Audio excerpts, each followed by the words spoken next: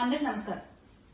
సత్యసాయి జిల్లా హిందూపూర్ నియోజకవర్గంలో ఈ రోజున వైఎస్ఆర్ కాంగ్రెస్ పార్టీ కార్యాలయంపై చాలా దారుణంగా దాడులు జరిగిన విషయం మీ అందరికి తెలిసే ఉంటుంది. ఇప్పటికి ఒక్క విషయం అర్థం కావట్లేదు. మీరు చేసేటువంటి తప్పుల్ని ప్రశ్నిస్తే, మీరు చేసేటువంటి అన్యాయాన్ని క్వశ్చన్ చేస్తే రిటర్న్ లో ఇలా దాడులు చేస్తారా మీరు? నందమూరి బాలకృష్ణ గారు గౌరవ ఎమ్మెల్యేగా ఉన్నారు అక్కడ హిందూపూర్ లో. మరి ఆయన అనుచరులు ఈ రోజున పార్టీ కార్యాలయంపై అక్కడ వైఎస్ఆర్సీపీ హిందూపూర్ ఇన్ఛార్జ్ గా ఉన్న దీపికా రెడ్డి గారు లేని సమయం చూసుకుని కార్యాలయంపై దాడి చేసి అక్కడ అద్దాలు పగలగొట్టి, టేబుల్ పగలగొట్టి, అక్కడ పనిచేసే ఒక అతనికి తలకి ఎంత పెద్ద గాయమైంది. ఏం చెప్దాం అనుకుంటున్నారు మీరు ప్రజలకి? ప్రశ్నిస్తే దాడులు, ప్రశ్నిస్తే కేసులు.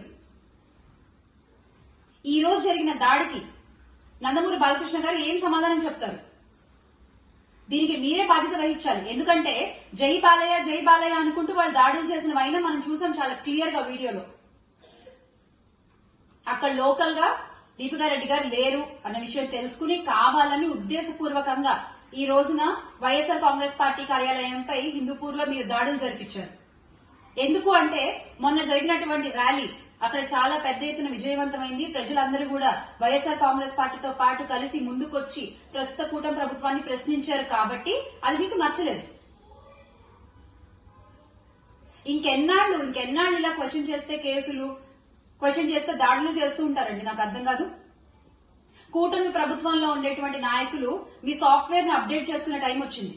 Please update your software. Rajanala Relangi వేషాలు మానేయండి. ఇంకా ప్రజాస్వామ్యంలో ఉన్నామా? ఎందులో ఉన్నాం మనం? ఒక అన్యాయం జరిగింది, ఒక తప్పు మీరు చేస్తున్నారు, దాన్ని క్వశ్చన్ చేస్తూ మా పార్టీ అధినేత పిలుపు మేరకు అన్ని నియోజకవర్గాల్లోనూ ర్యాలీలు చేశాము. అన్ని నియోజకవర్గాల్లో జరిగిన ర్యాలీలు కూడా విజయవంతంగా ప్రజా సమ్మతంతో, ప్రజాభిమానంతో గ్రాండ్ సక్సెస్ అయ్యాయి. దానికి మీరు కడుపు మండి ఈ రోజున నియోజకవర్గంలో ఇన్ఛార్జ్ లేని టైం చూసి మీరు పార్టీ కార్యాలయంపై దాడి చేస్తారా? అంటే వెనకాల చూసుకునే వాళ్ళు ఉన్నారు కదా, కొండంత అండగా ఉన్నారు కదా అని ధైర్యమా? ఎవరున్నా, ఎంత పెద్దవాళ్లున్నా మీ అందరికీ తెలిసే ఉంటుంది, ప్రజల ముందు అందరం చిన్నవాళ్ళం. అది గుర్తుపెట్టుకోవాలి అందరూ కూడా. ఈ రోజున వైఎస్ఆర్ కాంగ్రెస్ పార్టీ కార్యకర్తలు రోడ్లపైకి వచ్చి మీ మీద దాడులు చేస్తే మా నాయకుడు మాకు నేర్పించలేదు, మా అధినాయకుడు నడిచే బాట అది కాదు. దయచేసి మా మౌనాన్ని, మా సహనాన్ని చేతకానితనం అని మాత్రం అనుకోవద్దు.